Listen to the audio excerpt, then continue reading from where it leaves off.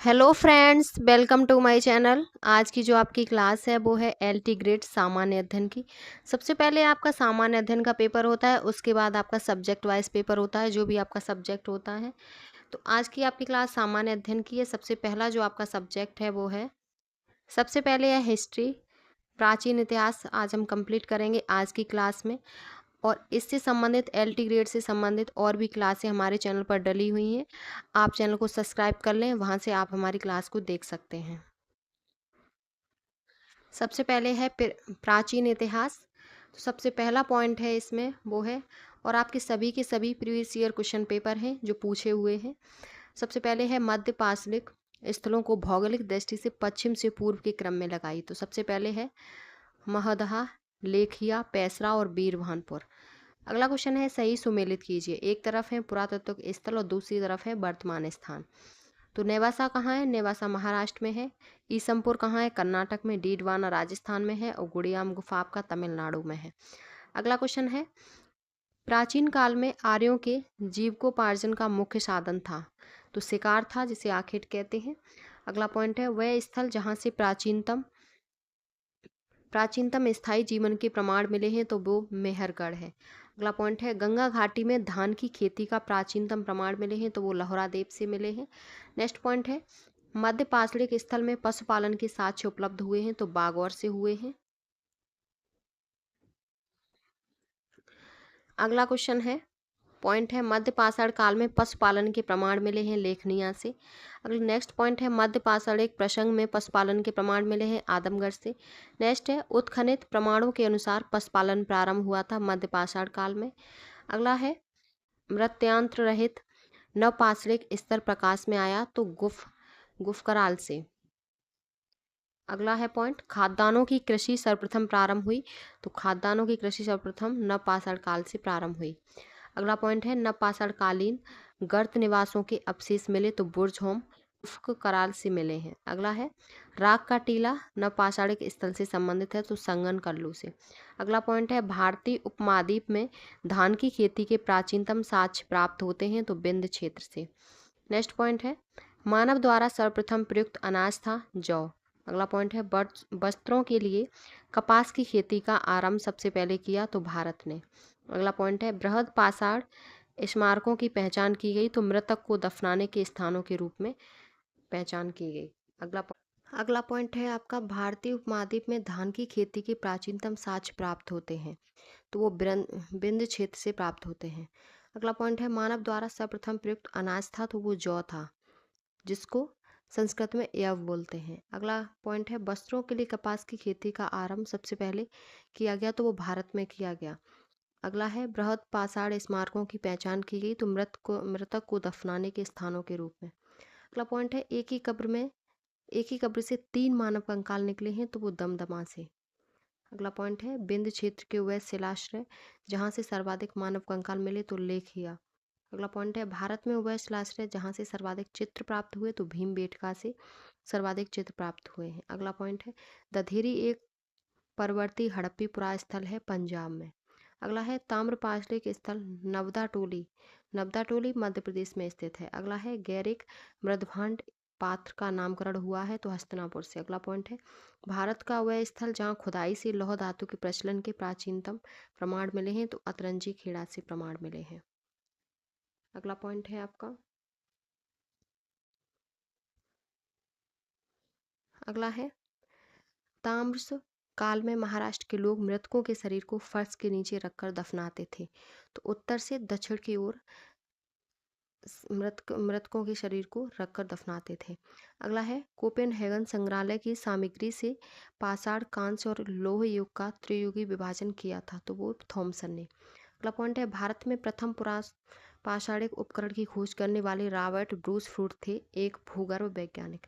अगला पॉइंट है, ताम्र पाषाणिक स्थल नवदा टोली का उत्खनन किया था, तो एस डी सांकलिया ने। अगला पॉइंट है, भीमबेटका की गुफाएं प्रसिद्ध हैं, तो शैल चित्र के लिए, और दमदमा नामक पुरास्थल संबंधित है, तो मध्य पाषाण काल से। अब है आपकी सिंधु सभ्यता एवं संस्कृति। सिंधु सभ्यता, इसके कुछ मोस्ट इंपॉर्टेंट पॉइंट हैं। तो सबसे पहला जो पॉइंट है वो है, हड़प्पा संस्कृति के पूर्वी सीमांत का निर्धारण करता है? तो पूर्वी सीमांत का जो निर्धारण करता है वो आलमगीरपुर है, जो आपका उत्तर प्रदेश में पड़ता है। अगला है सूची 1 को सूची 2 से सुमेलित कीजिए। एक तरफ है हड़प्पा पुरास्थल और दूसरी तरफ है फसलें।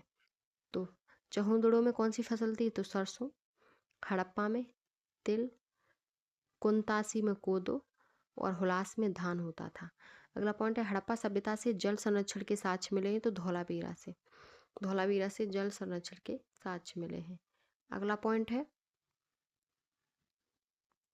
नेक्स्ट पॉइंट है हड़प्पी पुरास्थल बनावली कहाँ स्थित है? तो ये हरियाणा में स्थित है और रंगोई नदी पर। अगला पॉइंट है नेक्स्ट पॉइंट है हड़प्पा सभ्यता का स्थल मांडी भारत के किस राज्य में स्थित है? तो वो आपका उत्तर प्रदेश में। अगला पॉइंट है सिंधु घाटी की सभ्यता के पुरास्थल से नाव के चित्र या मॉडल प्राप्त हुए हैं। तो मोहनजोदड़ो एवं लोथल से। अगला पॉइंट है मोहनजोदड़ो से प्राप्त पशुपति शिप की प्रसिद्ध मोहर पर किस पशु का अंकन नहीं है? तो वो सांड का नहीं है। और आपके जो विकल्प दिए होंगे 4 होंगे, तो सांड का नहीं है, उनमें से 3 का है। अगला पॉइंट है हड़प्पा संस्कृति की पूर्वी सीमांत का निर्धारण करता है। तो वो आलमगीरपुर। अगला है मृड़पट्टिका पर उत्कीर्ण सींग युक्त देवता की कृति प्राप्त हुई। तो लोथल से। आगे है हाथी दांत का पैमाना हड़प्पी संदर्भ में मिला है। तो लोथल से। अगला पॉइंट है हड़प्पा का उत्खनन करने वाला प्रथम पुरातत्वविद जो इसके महत्व को समझ पाया था वो सर जॉन मार्शल थे। अगला पॉइंट है सिंधु सभ्यता शब्द का प्रयोग सर्वप्रथम किया था। तो सर जॉन मार्शल ने। अगला पॉइंट है सिंधु घाटी की सभ्यता पर प्रकाश डालता है। तो पुरातत्व संबंधी खुदाई प्रकाश डालती है। अगला पॉइंट है सिंधु सभ्यता से संबंधित केंद्र जो उत्तर प्रदेश में स्थित है। तो वो आलमगीरपुर एवं हुलास, ये उत्तर प्रदेश में स्थित है। अगला पॉइंट है, नेक्स्ट पॉइंट है हड़प्पा सभ्यता स्थल लोथल स्थित है गुजरात में। हड़प्पन संस्कृति के संदर्भ में शैलकृत स्थापत्य के प्रमाण मिले। धौलावीरा। एक जुते हुए खेत की खोज की गई कालीबंगा से। भारत का सबसे बड़ा हड़प्पन पुरास्थल है राखीगढ़ी। आदिशंख हड़प्पा स्थल स्थित है सिंधु घाटी से। अगला पॉइंट है मूर्ति पूजा का आरंभ माना जाता है। तो पूर्व आर्य से।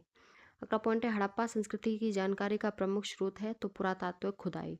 अगला पॉइंट है अवेस्ता और ऋग्वेद में समानता है। तो अवेस्ता क्षेत्र से संबंधित है और ऋग्वेद आपका ईरान। तो अवेस्ता किस क्षेत्र से संबंधित है? तो अवेस्ता आपका ईरान से संबंधित है। अगला पॉइंट है भारत में कपास की खेती का सबसे पहला साक्ष्य प्राप्त हुआ मेहरगढ़ से। अगला है हड़प्पा का वह स्थान जहाँ पर मिट्टी की हल्की आकृति मिली बनावली। वह स्थान जहाँ से सब पेटिका के प्रमाण मिले। तो हड़प्पा है। और सिंधु घाटी सभ्यता का पोर्ट टाउन या बंदरगाह था वो लोथल में था। अगला है भारत में स्वतंत्रता के बाद सर्वाधिक संख्या में हड़प्पन स्थलों की खोज हुई है। ये आपके हड़प्पा से संबंधित कुछ मोस्ट इंपॉर्टेंट पॉइंट थे। अब आपका पॉइंट है ऋग्वैदिक एवं उत्तर वैदिक काल। तो इसमें सबसे पहला जो पॉइंट है वो है वैदिक कालीन प्रशासन में भागदो अधिकारी था। तो भागदो जो अधिकारी था वो राजस्व कर जमा करने वाले को हम भागदो कहते थे। अगला पॉइंट है ऋग्वेद में उल्लिखित दशराज युद्ध लड़ा गया। तो वो आपका परशुरी नदी के तट पर लड़ा गया। और परशुरी नदी को हम आज के टाइम रावी नदी कहते हैं। अगला क्वेश्चन है पॉइंट है पुराणों के 5 और लक्षणों का उल्लेख मिलता है। तो मत्स्य पुराण में। और 1028 संस्करण हैं तो ऋग्वेद में। और अष्टक भी कहा जाता है तो ऋग्वेद को ही अष्टक कहा जाता है। अब है सूची 1 को सूची 2 से सुमेलित कीजिए। तो ऋग्वेद में ब्राह्मण थे कौस्तकी और ऐतरेय ब्राह्मण। यजुर्वेद में सतपथ तैतरीय ब्राह्मण। सामवेद में पंचविश संडविश अद्भुत तथा जैमिनी प्राप्तड़। अथर्ववेद में गोपथ ब्राह्मण। अगला पॉइंट है एक वेदांग नहीं है तो 6 वेदांग होते हैं। इनमें से ऑप्शन में दिए होंगे 4, तो ये स्मृति नहीं होगा। अगला पॉइंट है वैदिक कालीन प्रशासन में भागदो अधिकारी था। तो वो आपका राजस्व जमा करने वाला। वह ग्रंथ जिसमें आयुर्वेद शब्द का ग्रंथ प्रयोग हुआ है। तो आयुर्वेद शब्द का प्रयोग हुआ है ऋग्वेद में। अगला पॉइंट है महाभारत ग्रंथ का उपनाम है तो सतसहस्त्री या संहिता।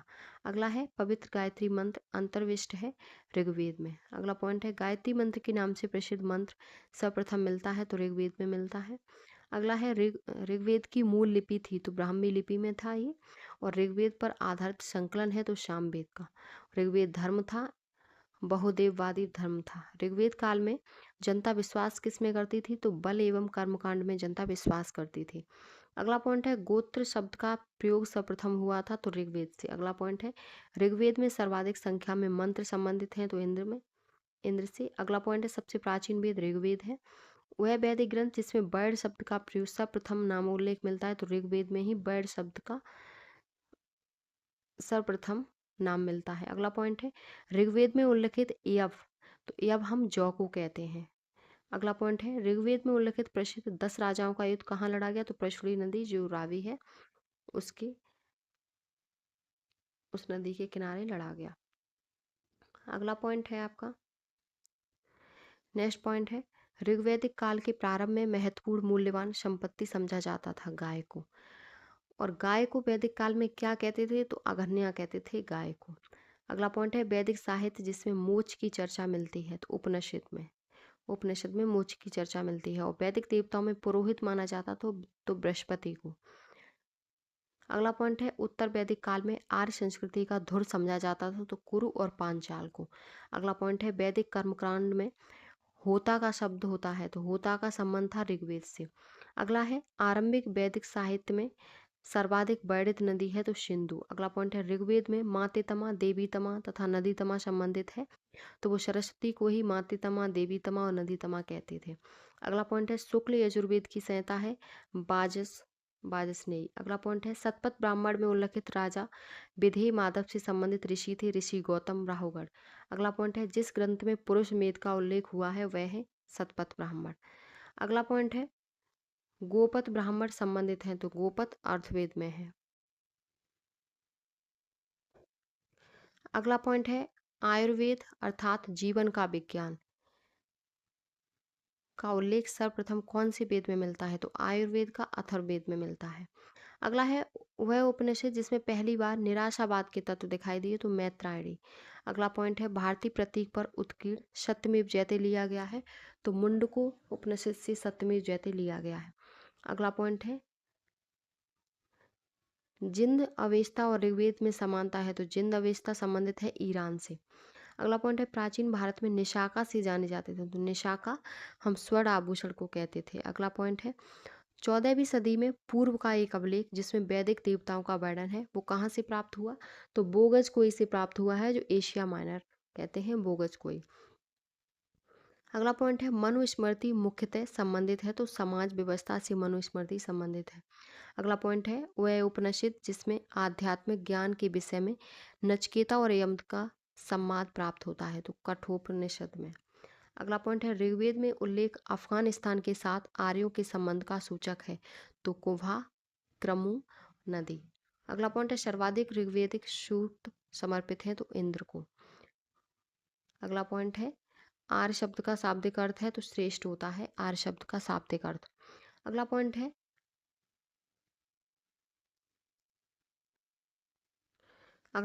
है अध्वर्यु का अर्थ था तो अध्वर्यु का अर्थ था यज्ञ करने वाला पुरोहित। अगला पॉइंट है उपनिषद काल के राजा अश्वपति शासक थे तो कैकेयी के अश्वपति शासक थे। अगला है सर्ग प्रतिसर्ग वंश मनवंतर और वंशानुचरित संकेतक हैं तो पुराणों के। अगला पॉइंट है आपका नेक्स्ट पॉइंट है भारत का प्रथम विधि निर्माता माना जाता है तो मनु को।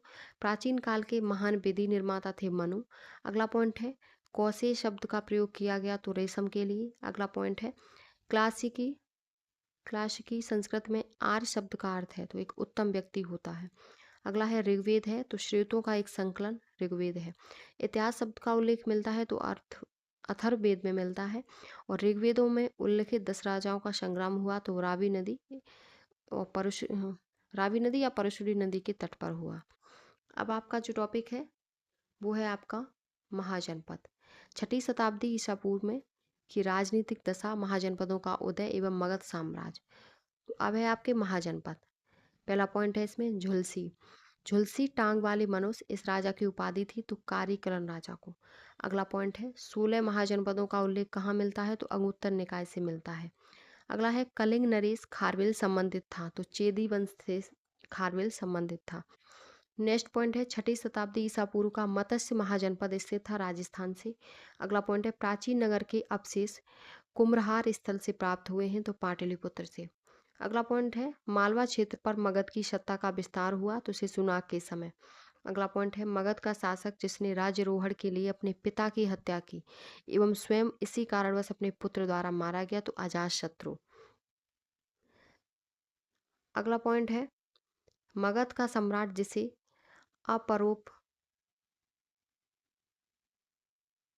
जिसे अपरो परशुराम के नाम से भी जाना जाता है, तो ये हम महापद्मनंद को कहते हैं। अगला पॉइंट है प्राचीन श्रावस्ती का नगर विन्यास आकृति है अर्धचंद्राकार। अगला पॉइंट है 6वीं शताब्दी ईसा पूर्व में शुक्तिमती राजधानी थी, तो शुक्तिमती चेदी की राजधानी थी। अगला है अभिलिखित साक्ष्य में प्रकट होता है कि नंद राजा के आदेश से एक नहर खोदी गई थी, तो वो कलिंग में नहर खोदी गई। अगला पॉइंट है उदयन बाशदत्ता की दंत कथा संबंधित है, तो कौशाम्बी से। उदयन और बाशदत्ता की कथा दंत कथा संबंधित है कौशाम्बी से।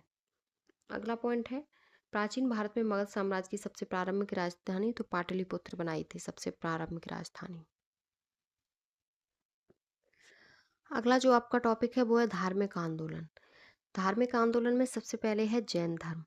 जैन धर्म में आपका पहला पॉइंट है जैन कल्पसूत्र की रचना की थी, तो भद्रबाहु ने। अगला है भारत में पाल काल में एक महत्वपूर्ण अध्ययन केंद्र था, तो विक्रमशिला। अगला पॉइंट है विक्रमशिला विश्वविद्यालय के अति महत्वपूर्ण आचार्य थे, तो विरोचन, अतीश, दीपांकर तथा रत्नाकर शांति, ये अति महत्वपूर्ण आचार्य थे। अगला है सूची 1 को सूची 2 से सुमेलित कीजिए। एक तरफ है स्थल और दूसरी तरफ है संबंधित तीर्थंकर। तो श्रावस्ती से संबंधित है संभवनाथ, काकंदी से सुविदानाथ, अयोध्या से ऋषभनाथ और पभोसा से पद्म प्रभु। अगला पॉइंट है तक्षशिला विश्वविद्यालय का उत्खनन कराया, तो जॉन मार्शल ने। अगला पॉइंट है महावीर का प्रथम अनुयायी था, तो वो जमाली था महावीर का प्रथम अनुयायी। अगला पॉइंट है त्रिरत्न सिद्धांत, सम्यक धारणा, सम्यक चरित्र, सम्यक ज्ञान। जिस धर्म की महिमा है वो कौन सा धर्म है, तो जैन धर्म है। अगला पॉइंट है आजीवक संप्रदाय के संस्थापक थे मक्खल गौशाल थे। अगला पॉइंट है प्रारंभिक जैन साहित्य में लिखा गया था अर्धमागधी भाषा में। अगला पॉइंट है यापनी एक संप्रदाय था जैन धर्म का।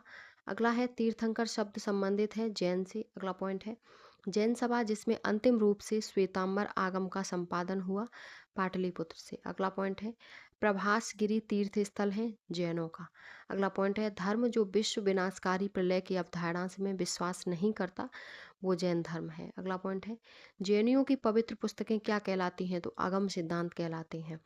अगला है आपका दर्शन जिसने पुनर्जन्म के विश्वास को अस्वीकार कर दिया हो, तो वो चारवाक थे। ये आपका जैन धर्म हुआ। अब है आपका बौद्ध धर्म। बौद्ध धर्म में आपका पहला पॉइंट है महात्मा बुद्ध ने कपिलवस्तु से राजगृह लौटने समय अनुपेय नामक स्थान पर किसको बौद्ध धर्म में दीक्षित नहीं किया, तो आम्रपाली को बौद्ध धर्म में दीक्षित नहीं किया। अगला पॉइंट है बुद्ध का जन्म हुआ था, तो लुम्बिनी में। बुद्ध की मृत्यु जहाँ हुई वह स्थान कौन सा है, तो वो उत्तर प्रदेश हुई थी, उत्तर प्रदेश में। अगला पॉइंट है बुद्ध के जीवन की घटना जिसको महाभिनिष्क्रमण के रूप में जाना जाता है, तो वो गृह त्याग थी। अगला है गौतम बुद्ध ने अपना प्रथम प्रवचन सारनाथ में दिया, उत्तर प्रदेश। अगला है बुद्ध के उपदेश संबंधित थे, तो आचरण की शुद्धता व पवित्रता से बुद्ध के उपदेश संबंधित थे। अगला पॉइंट है भारतीय कला में बुद्ध के जीवन की घटना का चित्रण मृग सहित चक्र द्वारा हुआ है, तो प्रथम उपदेश में। अगला पॉइंट है धर्म चक्र प्रवर्तन किया गया है सारनाथ में। अगला पॉइंट है सारनाथ में अपना प्रथम प्रवचन दिया था, तो महात्मा बुद्ध ने।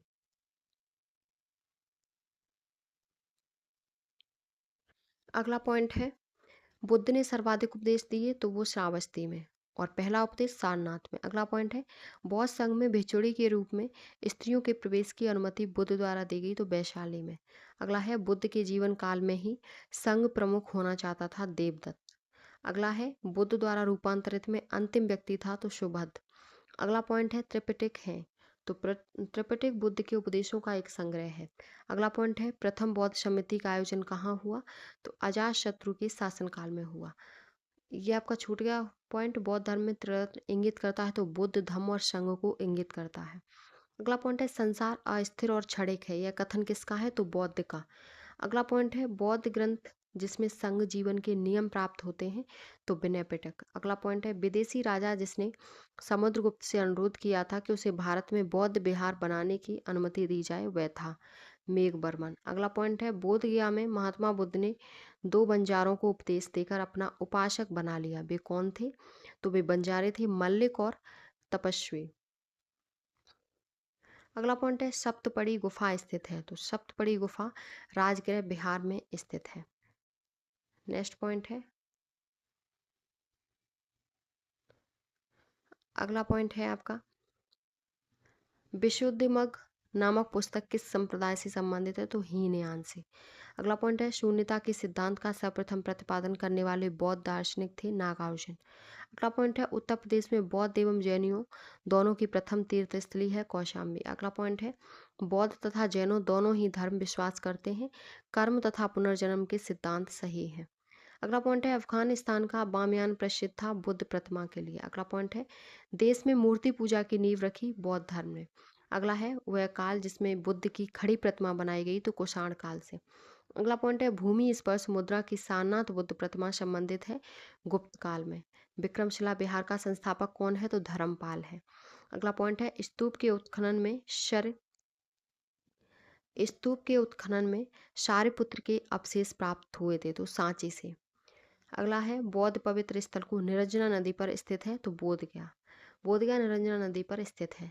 अगला पॉइंट है एशिया के ज्योतिपुंज के तौर पर जाने जाते हैं, तो गौतम बुद्ध को हम लाइट ऑफ एशिया कहते हैं, या ज्योतिपुंज, एशिया के ज्योतिपुंज। अगला पॉइंट है गौतम बुद्ध के समय का प्रसिद्ध वैद्य जीवक किसके दरबार से संबंधित था?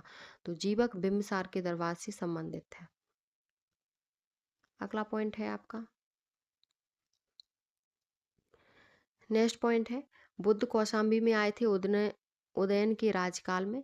अगला पॉइंट है तिब्बत में बौद्ध धर्म के सुधार में महती भूमिका निभाने वाले उपाध्याय अतीश किस बिहार के प्रसिद्ध विद्वान थे? तो विक्रमशिला बिहार के। अगला पॉइंट है अर्धनारीश्वर मूर्ति में आधा शिव तथा आधा पार्वती प्रतीक है, तो देव और उसकी शक्ति का योग है। अगला पॉइंट है गौतम बुद्ध ने प्रथम धार्मिक प्रवचन दिया था, तो सारनाथ में। और भारत में सर्वप्रथम मानव मूर्तियों की पूजा हुई, तो बुद्ध के काल में।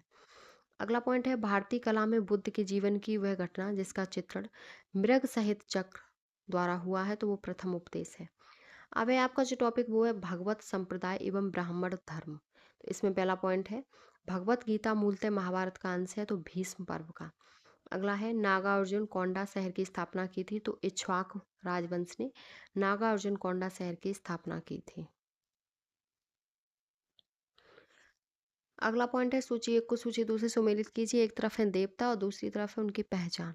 तो शिव को त्रिशूल है, विष्णु का चक्र है, गणेश का रस्सी या फंदा है, सरस्वती का बीड़ा है।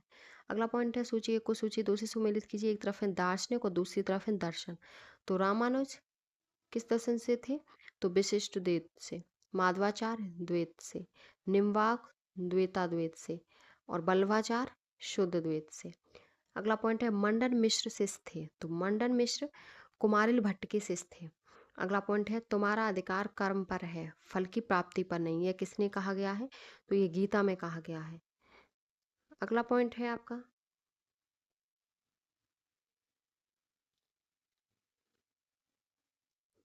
नेक्स्ट पॉइंट है मोक्ष के साधन के रूप में ज्ञान कर्म तथा भक्ति को समान महत्व देता है भगवत गीता। अगला पॉइंट है भागवत धर्म से संबंधित प्राचीन अभिलेखी साक्ष्य मिलता है, तो हेलियोडोरस का बेसन नगर अभिलेख से साक्ष्य मिलता है। अगला पॉइंट है आदि शंकराचार्य द्वारा स्थापित 4 मठ कौन से हैं? तो जोशी मठ, द्वारकापुरी और श्रृंगेरी है। अगला पॉइंट है नयनार थे, तो नयनार शैव धर्मानुयायी थे शैव के नयनार। अगला है सही सुमेलित कीजिए। तो सूची 1 को सूची 2 से। पहला है बल्लवाचार्य पुष्टिमार्ग थे, रामानुज विशिष्टाद्वैत से, मध्वाचार्य द्वैतवाद से और शंकर अद्वैतवाद से। ये आपकी प्राचीन इतिहास की वीडियो कंप्लीट हुई। ऐसे ही हमारे चैनल पर आज से आपकी रेगुलर क्लासेस चलेंगी, तो आप प्लीज़ हमारे चैनल को सब्सक्राइब कर लें। अगर वीडियो पसंद आई हो तो please like share and comment करें।